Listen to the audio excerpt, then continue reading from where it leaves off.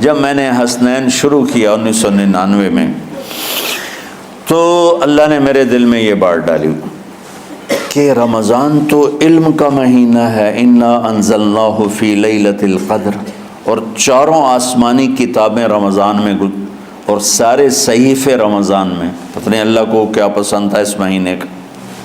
حضرت ابراہیم علیہ السلام پر چھوٹی کتابیں اتری یکم رمضان کو، حضرت موسیٰ علیہ السلام پر تورات اتری 2 رمضان کو، حضرت داؤد علیہ السلام پر زبور اتری 6 رمضان کو، حضرت عیسیٰ علیہ السلام پر انجیل اتری 12 یا 18 رمضان کو، اور اللہ کے نبی پر قرآن اترا فی لیلۃ القدر، لیلۃ القدر میں اترا۔ تو سارا آسمانی علم رمضان میں اترا۔ سارے مہینوں کے نام عربوں نے رکھے، محرم، صفر، ربیع الاول، ربیع الثانی، جمادی الاولی، جمادی الثانی، رجب، شعبان، رمضان، شوال، ذوالقعدہ، ذوالحج۔ اس میں جو رمضان ہے یہ نام اللہ نے رکھا، باقی مہینوں کے نام تو رکھے عربوں نے۔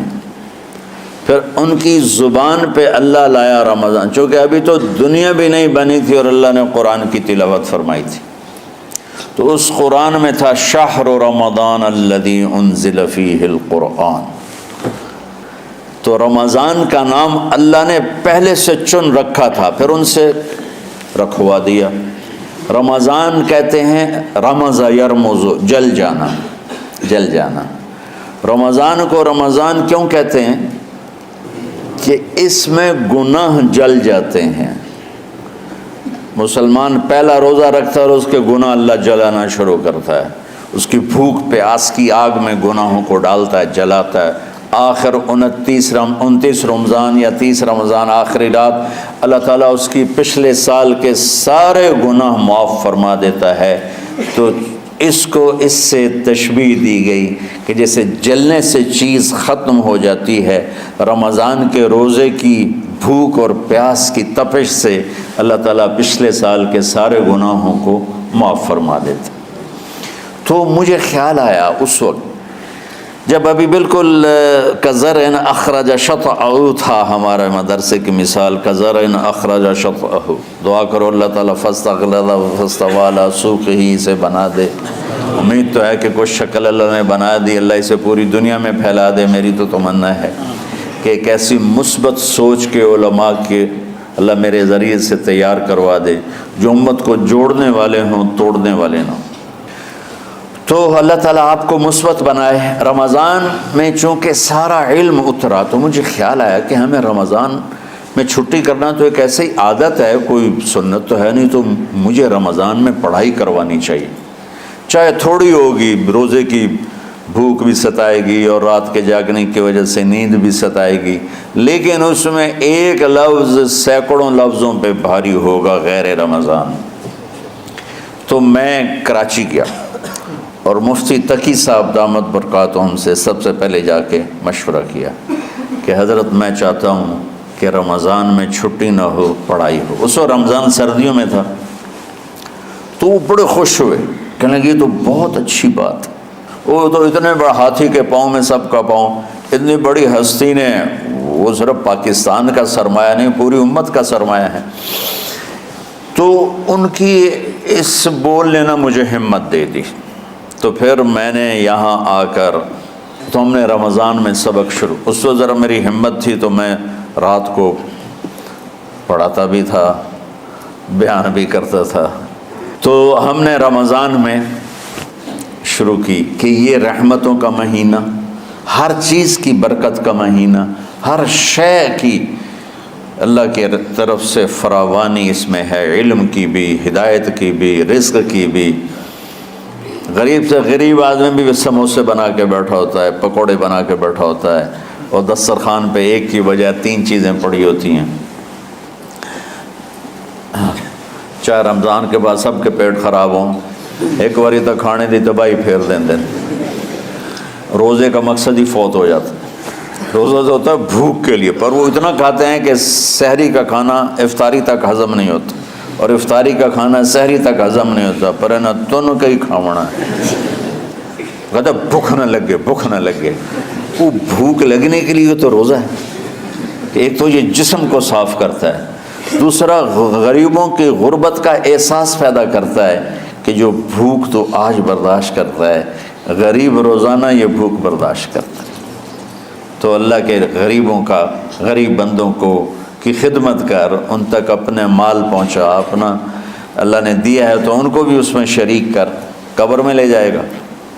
تو اللہ تعالیٰ نے میرے دل میں یہ ڈالا تو ہم نے تعلیم رمضان میں شروع کی، کیونکہ قرآن رمضان میں اترا، انجیل رمضان میں اتری، زبور رمضان میں اتری، تورات رمضان میں اتری. تو پھر اللہ نے اس مہینے کا نام خود رکھا شہر رمضان، شہر رمضان. اس میں شب قدر رکھی، اس میں رات کی ایک نماز. اچھا، پہلی امتوں پہ روزہ فرض تھا افطاری سے افطاری، افطاری سے افطاری، بہت شدید تھا، 24 گھنٹے کا روزہ. بس افطاری کے بعد آنکھ لگ جاتی تو روزہ اگلا شروع ہو جاتا تھا. تو ہم پر بھی پہلے ایسے ہی روزہ اترا، افطاری سے افطاری. تو ابن سرمہ رضی اللہ تعالی عنہ اونٹ چرانے والے تھے، وہ شام کو لوٹے تو بیوی سے پوچھا کوئی افطاری کا سامان ہے؟ انہوں نے کہا ہے تو نہیں، میں کہیں سے لے آتی ہوں. وہ گئیں افطاری کا کوئی سامان لینے، ان کو تھوڑی دیر ہو گئی اور ان کی آنکھ لگ گئی، تھکے ہوئے تھے. سورج ڈوب گیا. جب وہ آئیں تو ان کا ہائے سرمہ تو ہلاک ہو گیا. کہ کیا ہوا؟ کہ اگلا روزہ شروع ہو گیا کیونکہ تیری آنکھ لگ گئی. تو انہوں نے کہا چلو کوئی بات نہیں، لیکن ظہر کے وقت بے ہوش ہو گئے. ایک روایت میں آتا ہے نماز پڑھنے آئے اور گر گئے، اور ایک میں آتا ہے گھر میں بے ہوش ہوئے. تو جو بھی صورتحال تھی اللہ کے نبی کو پتہ چلا. کیا ہوا سرمہ کو؟ کہا جی وہ افطاری کر نہیں سکے تو روزہ شروع ہو گیا تو بے ہوش ہو گئے. تو اللہ کے نبی رنجیدہ ہوئے تو اللہ تعالیٰ نے قرآن اتار دیا، چلو میرے محبوب ساری رات کھاؤ حتیٰ یتبین لکم الخیط الابیض من الخیط الاسود من الفجر، کہ میرے محبوب صبح صادق تک آپ کی امت کو اجازت ہے کھاؤ. پہلی امتوں پر افطاری سے افطاری، لیکن ان کی نماز تراویح نہیں تھی. تو ہمیں اللہ تعالیٰ نے دیا سحری تک، پوری رات. اچھا، ایک صحابی آئے، یا رسول اللہ میں تو مارا گیا. آپ نے کہا کیا ہوا؟ کہا میرا روزہ تھا، میں بیوی کے پاس چلا گیا. آپ نے کہا تو پھر تو غلام آزاد کر، کفارہ دے. کہا جی میں تو خود غریب آدمی ہوں، غلام کہاں سے آزاد کروں، خریدنا پڑے گا. آپ نے کہا 60 مسکینوں کو کھانا کھلا. کہ میں آپ مسکین ہیں، میں کینوں کھانا کھلاؤں؟ آپ نے فرمایا پھر آخری ہے کہ 60 روزے رکھ، مسلسل رکھنے ہوتے ہیں جو کفارے کے ہوتے ہیں. وہ کہنے لگا ایک روزے چاہے کم کیتا ہے، 60 روزے اج میں کی کروں گا. تو آپ نے فرمایا اچھا ٹھیک ہے بیٹھ جا. بیٹھ گئے. تھوڑی دیر ہوئی تو ایک انصاری صحابی کھجوروں کا ٹوکرا لے کر رکھے، یا رسول اللہ یہ صدقے کی کھجوریں ہیں، تقسیم فرما دیں. تو آپ نے فرمایا بھائی وہ کدھر ہو؟ کہا جی بیٹھا ہوں. آپ نے کہا ادھر آ، یہ کھجوریں لے جا اور 60 گھروں میں تقسیم کر دے. سبحان اللہ، اللہ نے اس امت کو لاڈ لڈائے ہیں، یہ اللہ کی لاڈلی امت. عجیب واقعہ یہ. کہنے لگا یا رسول اللہ کی قسم مدینے میں مجھ سے غریب کوئی نہیں، آپ ایسا کرو یہ میرا کفارہ مجھے ہی صدقہ کر دو. تو آپ اتنا ہنسے کہ یہ آخری دانت نظر آنے لگے. بہت کم ایسا ہوتا تھا. فضحک حتی بدت نواجذہ، ایسا ہنسنا آپ کبھی کبھی ہنستے تھے کہ آخری دانت پورا منہ کھل جائے. تو آپ اتنا ہنسے کہ آخری دانت تک نظر آنے لگے. تو آپ نے کہا اچھا جا لے جا تیرے واسطے، لیکن یہ صرف تیرے لیے اور کسی کے لیے نہیں ہے. تو جب ایسی خیانت ہوئی تو اللہ تعالیٰ نے دوسرا حکم بھی اتار دیا کہ باشروہن، کہ تمہارے لیے بیوی بھی حلال ہے، کھانا بھی حلال ہے جب تک صبح صادق نہیں ہو جاتی. لیکن اللہ نے ہمیں ایک نماز عطا فرما دی جس کو ہم آج صلاۃ التراویح کہتے ہیں. میرے نبی کے زمانے میں اسے قیام اللیل کہا جاتا تھا. تو اللہ نے ہمیں رات کی نماز عطا فرمائی، اور چونکہ یہ ایک مشقت ہے تو میرے نبی نے کہا یہ رات کی نماز کے ہر سجدے پر 1500 نیکی لکھی جاتی، 1500 نیکی لکھی جاتی، اور اللہ تعالیٰ ہر سجدے پر جنت میں ایک محل بناتا ہے جس کے 60,000 سونے چاندی کے دروازے ہوتے ہیں،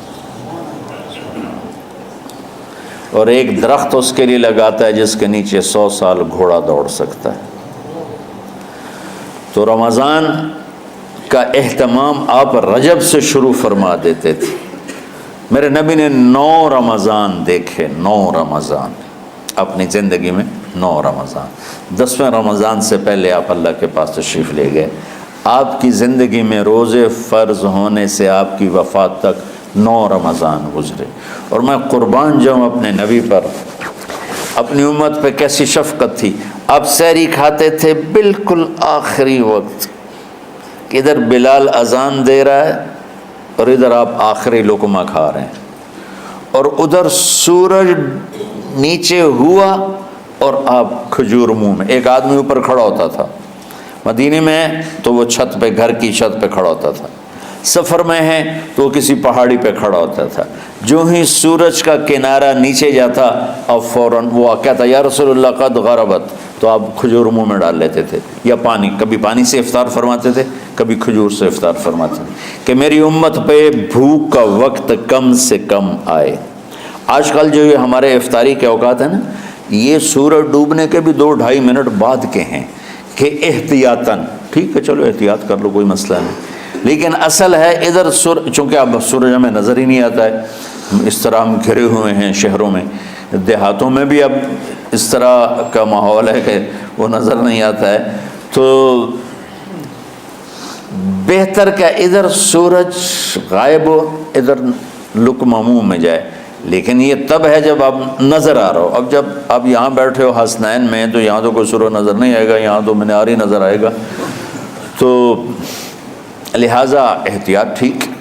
ہمارے اہل حدیث بھائی وہ 2 منٹ پہلے ہم سے افطار کرتے ہیں، تو وہ بڑی اچھی بات ہے کہ سورج کے غروب ہونے کا جو اصل وقت ہے اس کے ساتھ ہی افطار کرنا۔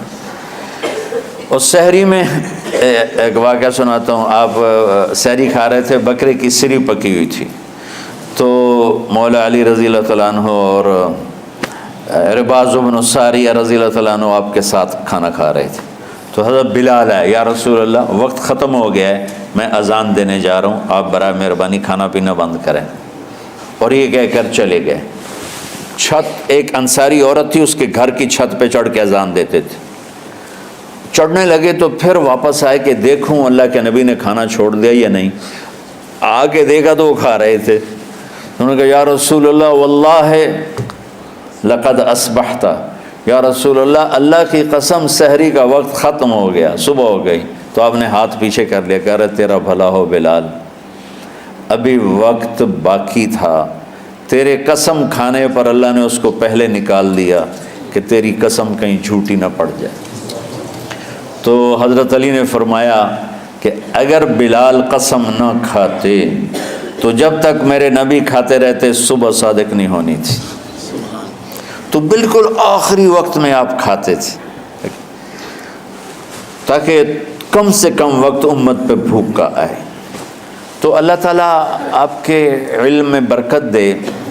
رمضان علم کا مہینہ ہے، سونے کا نہیں ہے، کھانے کا نہیں ہے، سموسے پکوڑے کا نہیں ہے، رمضان علم کا مہینہ ہے، شب قدر اس میں ہے، اللہ کا عرش پہلے آسمانوں پر ہے، سارا دن ساری رات اللہ کے اعلان ہو رہے ہیں، کوئی بخشش چاہنے والا، کوئی معافی چاہنے والا، کوئی رزق چاہنے والا، کوئی ہدایت چاہنے والا، کوئی شفا چاہنے والا، اور فرشتوں کے اعلان ہو رہے ہیں، بھلائی کرنے والے آگے بڑھ، برائی کرنے والے بس کر دے۔ تو جو رحمت رمضان میں، میرے نبی نے فرمایا اگر میری امت کو پتہ چل جائے کہ رمضان کیا ہے تو یہ تمنا کریں گے کہ کاش سارا سال ہی رمضان ہوتا۔ تو بچوں، آپ خوش قسمت ہیں کہ آپ کا جو رمضان ہے وہ علم کی طلب میں ہے، اس میں اگر آپ سوئے بھی ہوگے نا تو آپ کو وہ اجر ملے گا جو نفلیں پڑھنے والوں کو بھی نہیں ملے گا۔ ایک شخص آیا کہ یا رسول اللہ، اب دیکھو آپ اللہ کے راستے میں ہو، آپ اللہ کے راستے میں ہو۔ ایک شخص آیا، یا رسول اللہ کیا میں کچھ مال خرچ کر کے اللہ کے راستے میں جانے والے کا اجر لے سکتا ہوں؟ آپ نے فرمایا کتنے تیرے پاس؟ کہنے لگا جی 6000۔ اس دور میں 6000 بہت بڑی دولت تھی۔ تو آپ نے اسے فرمایا کہ تو 6000 تو کچھ کہہ رہا ہے اور میں یہ کہہ رہا ہوں تو سارے بھی خرچ کر دے تو جو اللہ کے راستے میں سویا ہوا ہے اس کی نیند کے اجر کو بھی نہیں پا سکتے۔ تو آپ سب اللہ کے راستے میں، آپ طلب علم میں ہو،